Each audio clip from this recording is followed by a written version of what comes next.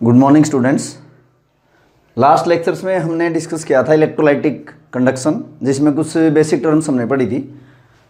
Resistance, conductance, conductivity, molar conductivity, equivalent conductivity.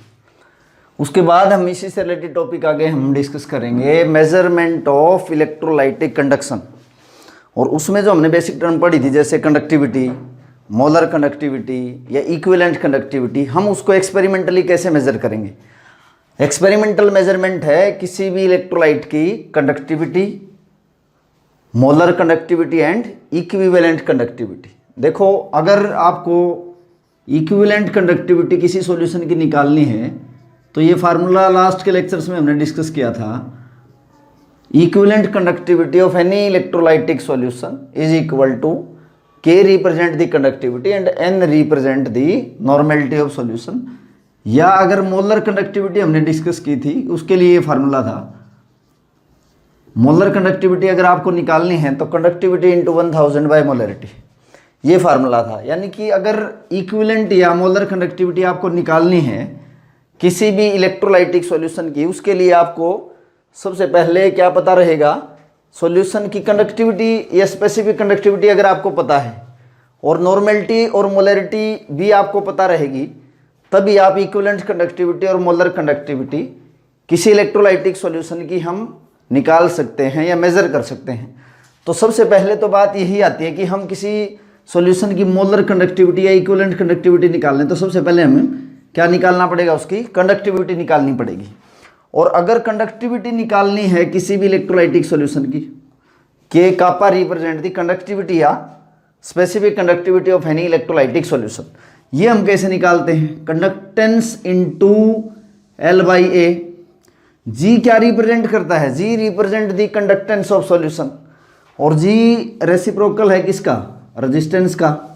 G is equal to 1 by R। R is the resistance of electrolytic solution.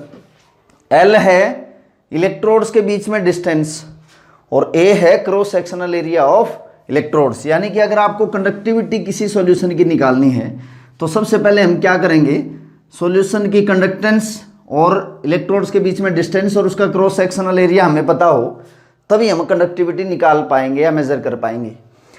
तो conductance कैसे निकालते हैं, conductance हम निकालेंगे, अगर हमें सॉल्यूशन का रेजिस्टेंस पता है तो कंडक्टेंस निकाल सकते हैं। तो सबसे पहले हम क्या करेंगे, सॉल्यूशन का रेजिस्टेंस निकाल लेंगे, क्योंकि अगर आपको रेजिस्टेंस निकल गया तो कंडक्टेंस निकाल सकते हो। और अगर आप कंडक्टेंस अगर आपकी आ जाती है तो L बाई A निकाल के हम कंडक्टिविटी निकाल लेंगे। तो सबसे पहले हम किसी भी सॉल्यूशन का क्या मेजर करेंगे, रेजिस्टेंस मेजर करेंगे किसी भी इलेक्ट्रोलाइटिक सॉल्यूशन का। किसी भी इलेक्ट्रोलाइटिक सॉल्यूशन का हम रेजिस्टेंस मेजर करेंगे। और रेजिस्टेंस कैसे मेजर करेंगे, रेजिस्टेंस को मेजर करेंगे हम व्हीटस्टोन ब्रिज प्रिंसिपल से। व्हीटस्टोन ब्रिज प्रिंसिपल से हम किसी भी इलेक्ट्रोलाइटिक सॉल्यूशन का रेजिस्टेंस पता करेंगे। जैसे सपोज आपके पास एक ये अरेंजमेंट है, व्हीटस्टोन ब्रिज प्रिंसिपल क्या कहता है, ये गैल्वेनोमीटर है आपका और ये मेटालिक वायर के थ्रू इस तरह से अरेंजमेंट में हमने यहाँ पे 4 रेजिस्टेंस यूज़ किए हैं और ये की लगा रखी है, आपको स्विच ऑन या स्विच ऑफ कर सकते हो। ये बैटरी है, टर्मिनल से आगे कनेक्ट है। सपोज ये रेजिस्टेंस R1 है और ये रेजिस्टेंस R2 है और ये रेजिस्टेंस R3 है और ये रेजिस्टेंस R4 है। व्हीटस्टोन ब्रिज प्रिंसिपल की कंस्ट्रक्शन में आप देखो कि 4 रेजिस्टेंस है, R1, R2, R3 और R4।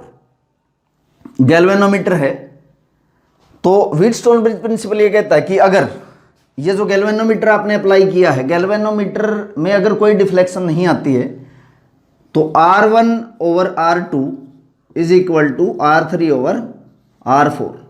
सपोज ये आपके पास वेरिएबल रेजिस्टेंस है, R1 is variable resistance, R1 आपका वेरिएबल रेजिस्टेंस है और R2 आपका अननोन रेजिस्टेंस है जिसको आप निकालना चाहते हो। R2 is unknown resistance. जैसे कि आपके पास इलेक्ट्रोलाइट है तो R2 की जगह हम इलेक्ट्रोलाइट रख देंगे। जिस इलेक्ट्रोलाइटिक सॉल्यूशन की आपको रेजिस्टेंस मेजर करना है उसको R2 हम बना देंगे। R1 यहाँ पे वेरिएबल रेजिस्टेंस है और R3 is and R4 also of the different resistance, इनकी कुछ वैल्यू रहेगी। तो यहाँ पे जो अननोन रेजिस्टेंस है R2 हम उसको कैलकुलेट कर सकते हैं, बट शर्त उसके लिए बाकी रेजिस्टेंस की वैल्यू आपको पता रहेगी। यानी कि R1 ओवर R2 की रेशो R3 ओवर R14 की रेशो के इक्वल रहेगी। कब? जब गैल्वेनोमीटर में कोई डिफ्लेक्शन नहीं आएगा तो R1 over R2 is equal to R3 over R4। But देखो, जब इस तरह से हम व्हीटस्टोन ब्रिज प्रिंसिपल का यूज करके अगर किसी भी इलेक्ट्रोलाइटिक सॉल्यूशन का रेजिस्टेंस निकाल लेंगे तो उसके लिए हमारे पास प्रॉब्लम्स आती हैं। 2-3 प्रॉब्लम्स क्या आएंगी कि एक तो जो आपके पास इलेक्ट्रोलाइटिक सॉल्यूशन है, इलेक्ट्रोलाइटिक सॉल्यूशन जो है आप उसको मेटेलिक वायर की तरह इस तरह से कनेक्ट नहीं कर सकते। तो इस प्रॉब्लम को कैसे सोल्व किया जाता है? इस प्रॉब्लम को सोल्व करने के लिए क्या किया जाता है कि कुछ स्पेशली डिजाइंड सेल यूज किए जाते हैं जिसको कंडक्टिविटी हम सेल बोलेंगे। मेटेलिक वायर की तरह, जैसे कि यहाँ पे अननोन रेजिस्टेंस है, इसको हम ऐसे ब्रिज की फॉर्म में नहीं रख सकते। तो उसके लिए हम क्या करेंगे कि इस प्रॉब्लम को सॉर्ट आउट करने के लिए हम एक स्पेशली डिजाइंड सेल यूज करते हैं जिसको कंडक्टिविटी सेल बोला जाता है। These are specially designed cells which are known as conductivity cell. इसकी मैं कंस्ट्रक्शन आपको बता देता हूँ।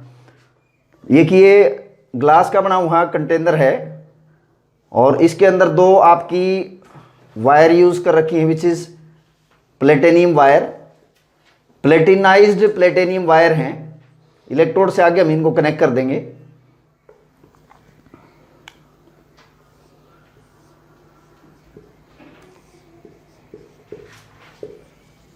इसमें हम इलेक्ट्रोलाइटिक सॉल्यूशन हम फिल कर देते हैं।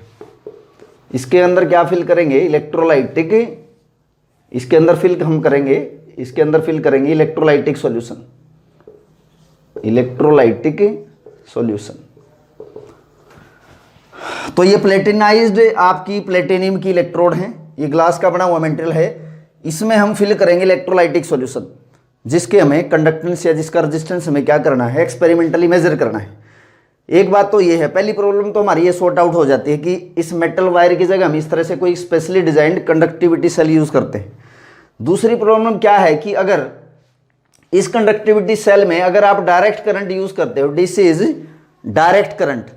अगर आप डायरेक्ट करंट यूज करोगे, डायरेक्ट करंट की वजह से क्या होगा? इलेक्ट्रोलाइसिस होगी। इलेक्ट्रोलाइसिस फिनोमेना हम पढ़ के आए हैं लास्ट के कुछ लेक्चर्स में। यानी कि अगर डायरेक्ट करंट यूज करोगे यहां पे तो उस दौरान क्या होगा? जो इलेक्ट्रोलाइटिक सॉल्यूशन है उसकी इलेक्ट्रोलाइसिस हो जाएगी। और अगर इलेक्ट्रोलाइसिस हो जाती है तो इलेक्ट्रोड्स के नियर अबाउट कंसंट्रेशन इलेक्ट्रोड्स की बदल जाती है, तो उसमें फिर एरर आ जाता है। तो इसलिए हम डीसी की जगह क्या यूज करते हैं? अल्टरनेटिंग करंट यहाँ पे यूज करते हैं। डीसी की जगह कौन सा करंट यूज करेंगे? Alternating current. दूसरी प्रॉब्लम हमारी यहाँ पे सॉर्ट आउट हो जाती है। तीसरी प्रॉब्लम क्या है कि अगर हम अल्टरनेटिंग करंट यूज करते हैं तो गैल्वेनोमीटर कोई डिफ्लेक्शन शो नहीं करता, इसमें एरर आता है फिर। तो फिर इस प्रॉब्लम को सॉर्ट आउट करने के लिए हम क्या यूज करेंगे? ईयरफोन यूज करेंगे।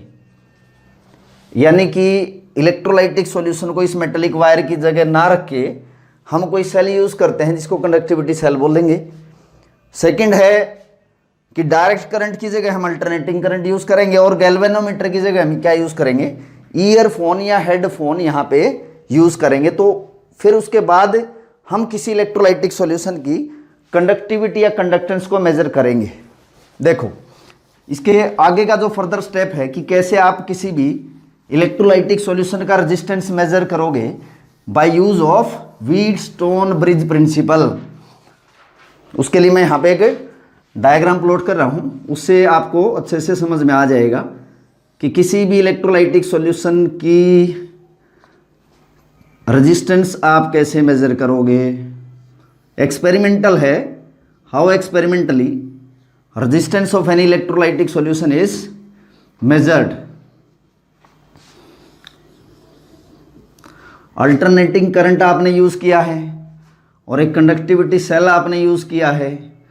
कंडक्टिविटी सेल एक स्पेशली डिजाइंड सेल है जिसके अंदर हम क्या करेंगे? इलेक्ट्रोलाइट फिल करेंगे जिसका हमें जिसका हमें रेजिस्टेंस या कंडक्टेंस निकालनी है। और ये टॉपिक आपका फिजिक्स में भी आता है, एक्सपेरिमेंटली आप उसको करोगे भी। ये आपका इलेक्ट्रोलाइटिक सॉल्यूशन है, इलेक्ट्रोलाइटिक सॉल्यूशन जिसका आपको रेजिस्टेंस या कंडक्टेंस मेजर करनी है एक्सपेरिमेंटली। सपोज यहां पे एक हमने स्टैंडर्ड रेजिस्टेंस बॉक्स लगाया है, R is standard resistance box, standard resistance box. Suppose ये ए पॉइंट है और ये पॉइंट सपोज डी है, और हम क्या करते हैं इसमें गैल्वेनोमीटर की जगह क्या यूज करेंगे, हम ईयरफोन यूज करते हैं, और इसमें जोकी भी हम यूज करते हैं। सपोज ये आपका ईयरफोन है, ये यहां पे आपने ईयरफोन यूज किया है और ये जोकी यूज की है, और हम क्या करेंगे इस जोकी को इस स्लाइडिंग वायर पे, जैसे ए से डी पॉइंट तक वायर है, मेटेलिक वायर, यहां से हम इस जोकी को स्लाइड करवा के देखेंगे ऐसे। जैसे ये मार्कर है, सपोज ये जोकी है, तो हम इसको स्लाइड करवा के देखेंगे ए से लेके डी पॉइंट तक, या ए से जो भी पॉइंट आपने इसमें मार्क किया है ए से डी पॉइंट तक हम इसको ऐसे स्लाइड करवा के देखेंगे। तो हम एक पॉइंट यहाँ पे हमें मिलेगा ऐसा जिसमें कि मिनिमम डिफ्लेक्शन रहेगी, उसको हम नल पॉइंट बोल देंगे। जहां मिनिमम आपको साउंड आएगी उस पॉइंट को हम बोल देंगे नल पॉइंट। सपोज जैसे मैंने इसका नाम दे दिया सी, दिस इज नल पॉइंट, जहां मिनिमम आपको साउंड आएगी। ईयरफोन आपने, हेडफोन आपने लगा रखे हैं ईयर्स के अंदर, तो इस पॉइंट, इस जोकी से जैसे हम इस मेटेलिक वायर पे स्लाइड करवा के देखेंगे, तो एक पॉइंट आपका आ गया सी पॉइंट। मैं कह रहा हूं कि नल पॉइंट है, इसको हम नोट कर लेंगे। फिर हम क्या करेंगे, इस मेटेलिक वायर पे यहाँ पे ऐसे मार्क बने होते हैं, बने होंगे, लेंथ आप मेजर कर सकते हो उसकी, जैसे कि 1 सेंटीमीटर 2 सेंटीमीटर, इस तरह से पॉइंट बने होंगे, मार्क बने होंगे। तो ए से लेके सी तक की लेंथ हम मेजर कर लेंगे, सी से लेके डी तक की हम लेंथ मेजर कर लेंगे। इसमें कोई इलेक्ट्रोलाइटिक सॉल्यूशन आपने फिल कर रखा है जिसका आप रेजिस्टेंस मेजर करना चाहते हो, क्योंकि अगर रेजिस्टेंस आ गया तो हम कंडक्टेंस निकाल सकते हैं, क्योंकि जो कंडक्टेंस है 1/r है। तो ये स्टैंडर्ड रेजिस्टेंस बॉक्स आपका है। तो मैं इस सॉल्यूशन की अब रेजिस्टेंस बता सकता हूं एक्सपेरिमेंटली। कैसे, व्हीटस्टोन ब्रिज प्रिंसिपल हमने पढ़ा है, तो मैं कहूंगा कि resistance of this electrolytic solution, resistance of electrolytic solution को, रेजिस्टेंस ऑफ इलेक्ट्रोलाइटिक सॉल्यूशन को सपोज मैंने x बोल दिया, x इस सॉल्यूशन की जो भी आप जिसकी रेजिस्टेंस या कंडक्टेंस मेजर करना चाहते हो उसका सपोज रेजिस्टेंस x है, और बाय रेजिस्टेंस r जो स्टैंडर्ड रेजिस्टेंस बॉक्स में आपने अप्लाई करा है, दैट इज इक्वल टू, किसके इक्वल होगा, a से c पॉइंट और c से d पॉइंट का जो रेजिस्टेंस है, यहां पर आपका नल पॉइंट आया है। तो मैं लिख सकता हूं, क्योंकि आप पढ़ के आए हो कि जो रेजिस्टेंस है वो डायरेक्टली प्रोपोर्शनल होता है लेंथ के, मतलब लेंथ ज्यादा रहेगी मेटेलिक वायर की तो रेजिस्टेंस उसका उतना ही ज्यादा होगा। तो रेजिस्टेंस ऑफ इलेक्ट्रोलाइटिक सॉल्यूशन की जगह मैं क्या लिखूंगा, लेंथ ऑफ वायर CD, मैं यहां पे लिख दूंगा लेंथ CD, और resistance of this standard resistance box, तो मैं क्या लिखूंगा, लेंथ AD। यानी कि यहां से यहां तक की लेंथ और C से D पॉइंट तक की लेंथ हम मेजर कर लेंगे, तो यहां से हम इलेक्ट्रोलाइटिक सॉल्यूशन का रेजिस्टेंस निकाल सकते हैं। Resistance of electrolytic solution X किसके इक्वल होगा, resistance R into length CD by length AD। ये हम यहां से मेजर कर लेंगे, यहां पॉइंट बने होते हैं तो उसको हम देख लेंगे, मेजर कर लेंगे भाई लेंथ कितनी है। तो हमें क्या निकाल लेंगे, यहां से रेजिस्टेंस X निकाल लेंगे। और अगर आपको इस इलेक्ट्रोलाइटिक सॉल्यूशन का रेजिस्टेंस पता लग गया तो फिर हम क्या निकाल लेंगे, कंडक्टेंस, बिकॉज कंडक्टेंस क्या है, 1/रेजिस्टेंस। तो अगर आप सॉल्यूशन की कंडक्टेंस निकालोगे, G represent conductance of solution, तो मैं लिखूंगा इसको 1/x, ये रेसिप्रोकल हो गया, तो इसकी जगह क्या लिखेंगे, 1/r, ये इन्वर्स कर दिया, इसको भी हम इन्वर्स कर देंगे, length AD by length CD। तो यहां से हम सबसे पहले हमने क्या मेजर किया है एक्सपेरिमेंटली, किसी भी सॉल्यूशन का हमने कंडक्टेंस मेजर कर ली। पहले हमने व्हीटस्टोन ब्रिज प्रिंसिपल यूज करके इस इलेक्ट्रोलाइटिक सॉल्यूशन का रेजिस्टेंस निकाल लिया, और अगर आपको रेजिस्टेंस मिल जाता है किसी भी इलेक्ट्रोलाइटिक सॉल्यूशन का तो फिर हम उसका कंडक्टेंस बता सकते हैं। और अगर आपके पास इलेक्ट्रोलाइटिक सॉल्यूशन की कंडक्टेंस आ गई फिर आप उसकी कंडक्टिविटी या मोलर कंडक्टिविटी भी बता सकते हैं। कैसे? सबसे पहले हमने क्या करा, सॉल्यूशन का रेजिस्टेंस मेजर कर लिया by using Wheatstone bridge principal.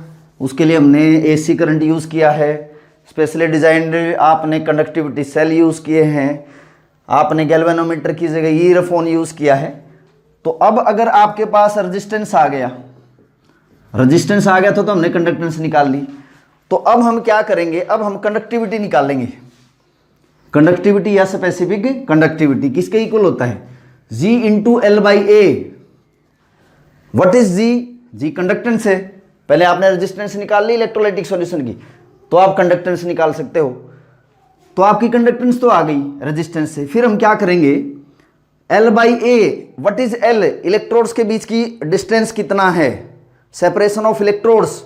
और A क्या है, क्रॉस सेक्शनल एरिया है इलेक्ट्रोड्स का। यानी कि अगर आपको L बाई ए पता लग जाए, G आपने निकाल लिया तो कंडक्टिविटी हम निकाल सकते हैं।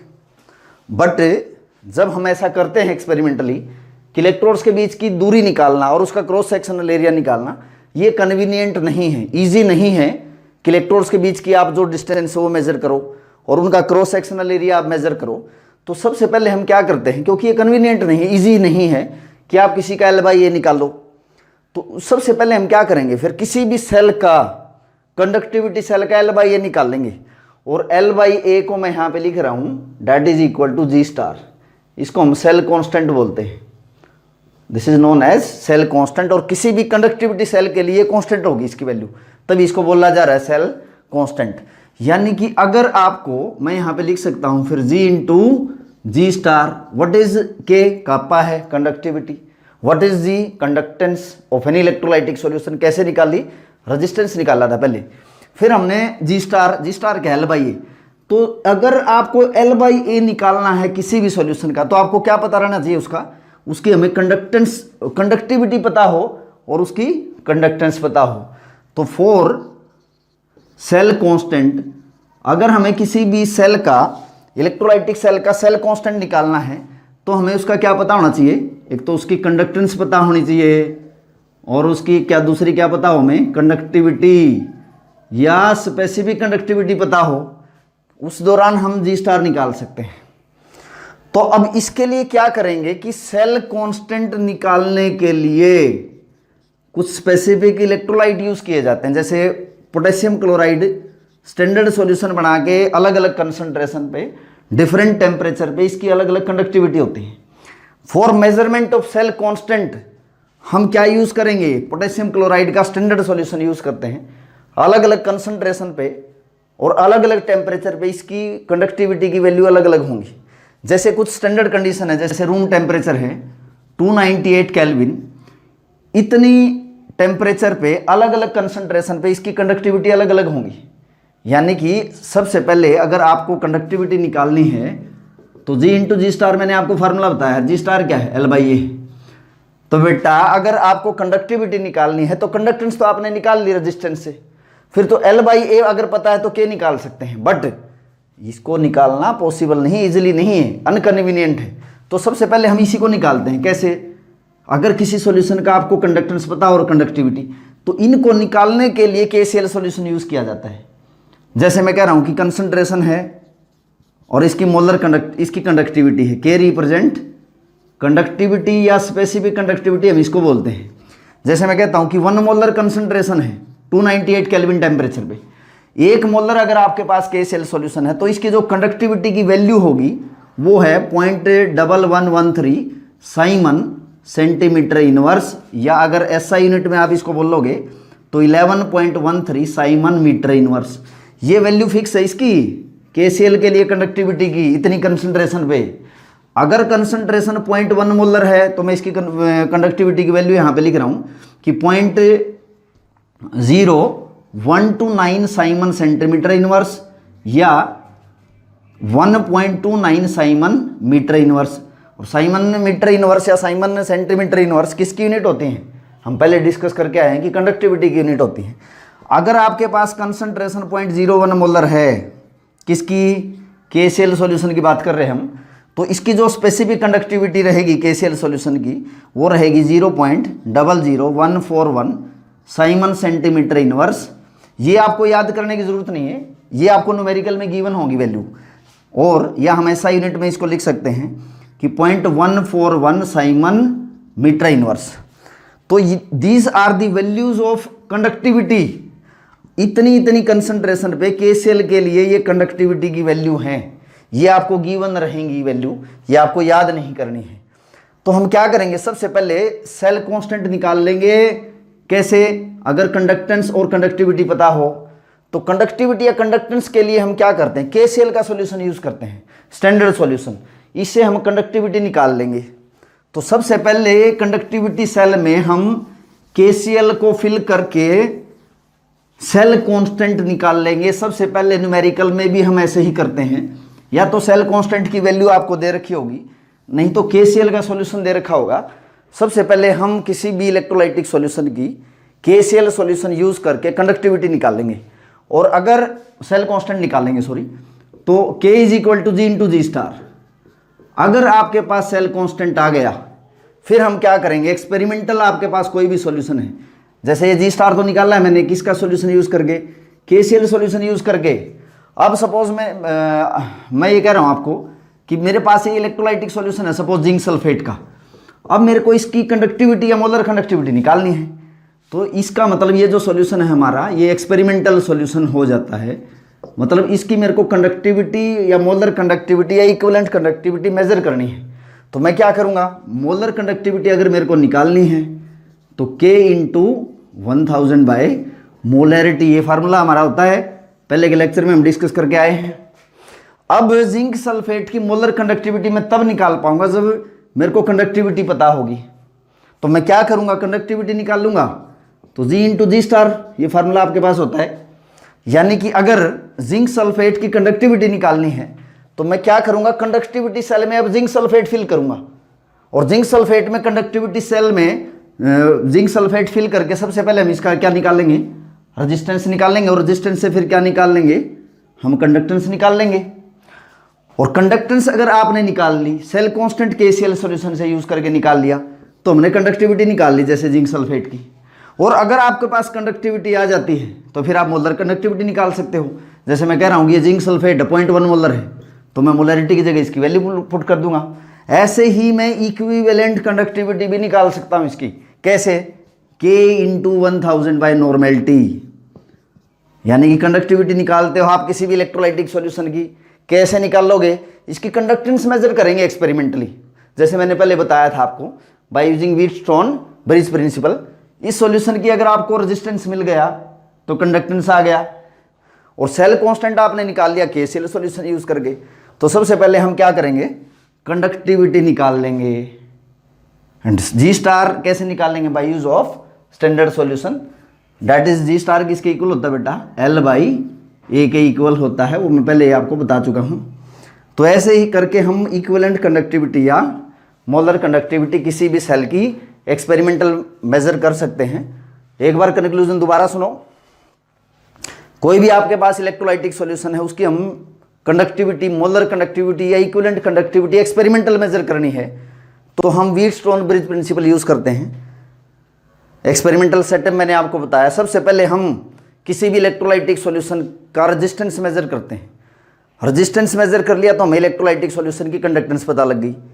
और अगर आपको कंडक्टेंस पता लग जाती है किसी भी इलेक्ट्रोलाइटिक सॉल्यूशन की, तो कंडक्टिविटी निकालने के लिए सेल कांस्टेंट आपको पता हो। बट सेल कांस्टेंट निकालने के लिए मैंने आपको बताया है कि स्टैंडर्ड सॉल्यूशन यूज किया जाता है KCl का, अलग अलग कंसंट्रेशन पे और अलग अलग टेम्परेचर पे KCl के लिए कंडक्टिविटी की वैल्यू अलग अलग रहेंगी। तो KCl सॉल्यूशन हम यूज कर रहे हैं सेल कांस्टेंट निकालने के लिए। फिर कंडक्टेंस आपने मेजर कर ली, सेल कांस्टेंट आपने मेजर कर लिया बाय यूजिंग KCl सॉल्यूशन, तो हमने कंडक्टिविटी निकाल ली। और अगर कंडक्टिविटी निकाल ली, फिर हम क्या कर सकते हैं, उसकी मोलर कंडक्टिविटी या किसी भी इलेक्ट्रोलाइटिक सॉल्यूशन की हम मोलर या इक्विवेलेंट कंडक्टिविटी एक्सपेरिमेंटली मेजर कर सकते हैं। तो ये था बेटा हमारा आज का चैप्टर कि experimental how to measure conductivity molar conductivity और इक्विवेलेंट कंडक्टिविटी। नेक्स्ट के लेक्चर में हम इसके न्यूमेरिकल्स देखेंगे और हम पढ़ेंगे नेक्स्ट के लेक्चर में कि जो आपके पास इलेक्ट्रोलाइटिक सॉल्यूशन है, मोलर कंडक्टिविटी और इक्विवेलेंट कंडक्टिविटी जो होती है किसी भी इलेक्ट्रोलाइटिक सॉल्यूशन की, डाइल्यूशन से उनके ऊपर क्या फ़र्क पड़ता है। तो this is our complete topic on experimental measurement of electrolytic solution. Thank you students.